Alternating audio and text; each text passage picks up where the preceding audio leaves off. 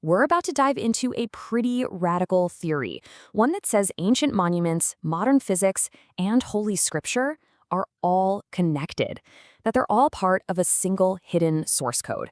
This is what's known as the Giza, Dirac Quranic symmetry. Now, this idea really challenges how we think about history.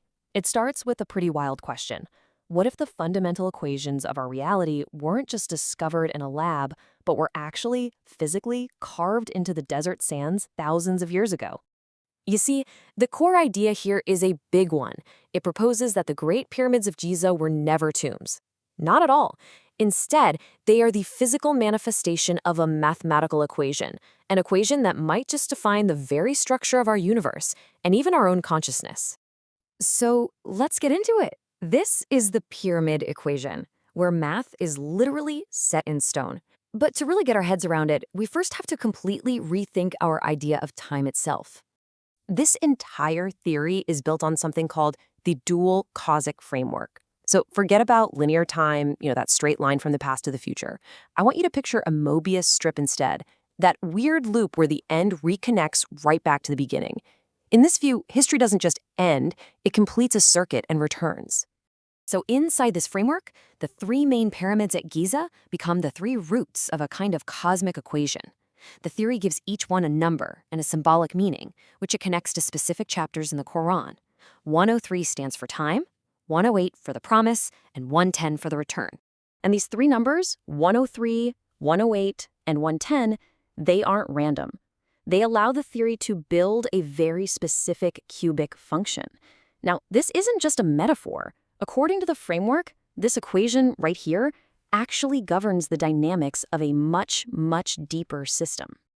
And here's where it gets really interesting. When you run the numbers through this equation again and again, something incredible is said to happen. You'd think it would just spiral into total chaos, right? But it doesn't. The theory claims it naturally settles into a stable 12-part structure. And that structure is supposedly nothing less than a map for the journey of human consciousness itself. Okay, so right at the heart of this whole pyramid equation is something called the 107 pivot. It's a single, absolutely crucial number that acts as the balancing point for the entire system. And that number is 107.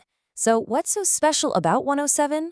Well, mathematically, it's the perfect center. It's the simple arithmetic mean of the three pyramid roots we just saw, 103, 108, and 110.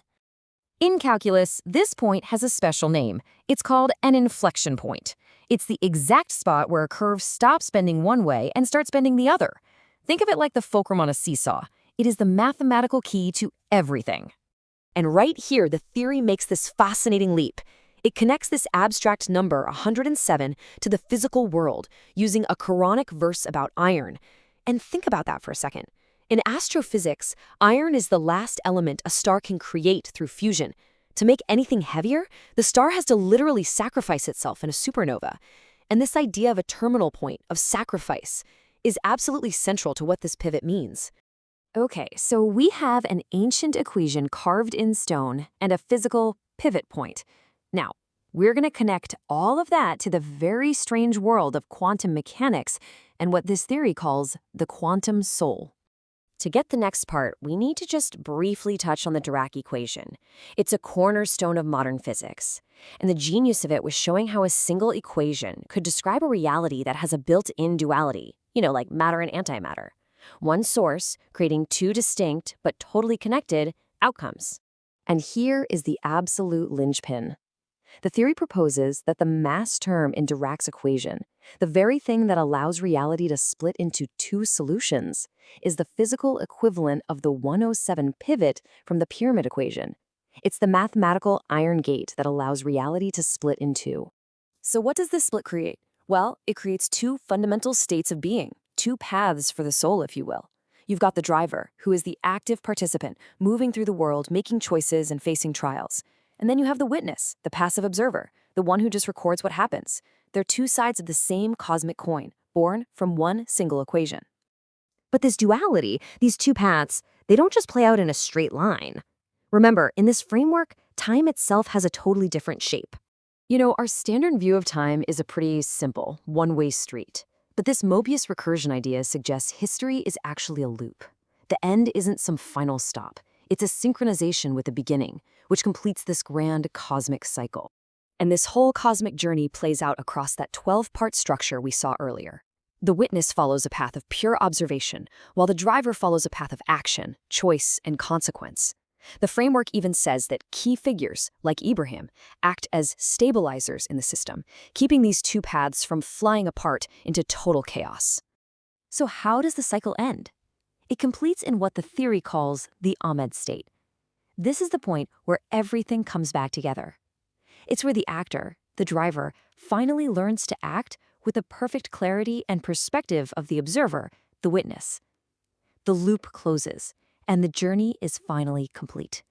So, how does this all fit together? From ancient pyramids to quantum physics, let's connect all the pieces of this incredible, unified source code. When you lay it all out, it's a pretty elegant chain of logic. The theory claims a specific verse provides the justification for 3 physical anchors. Those anchors, the pyramids, give us the cubic roots. The average of those roots gives us the 107 pivot, which it says is mirrored as the mass term in the Dirac equation. That creates the split into 2 paths.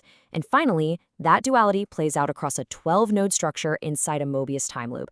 It's a single, seamless, interconnected system. And all of that brings us to the final and maybe the most important question. If this complex, elegant framework really is the source code of our reality, then where do we fit in?